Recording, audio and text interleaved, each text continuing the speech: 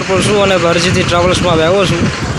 જલાલપુરથી આપણે બસ ભરવાની છે સુરત માટે અને આજે ટ્રાફિક છે તે ફૂલ બસમાં ટ્રાફિક ઉપર ટ્રાફિક છે ઠેર સુધી આજ તો અને નવા ડ્રાઈવર આવ્યા છે આજ તો. હાલો તમારા ઓલી પોપડા મસ્ત પડી ગઈ. જલાલપુરથી નીકળો કે ઉમર આગળ નીકળો ભાઈ.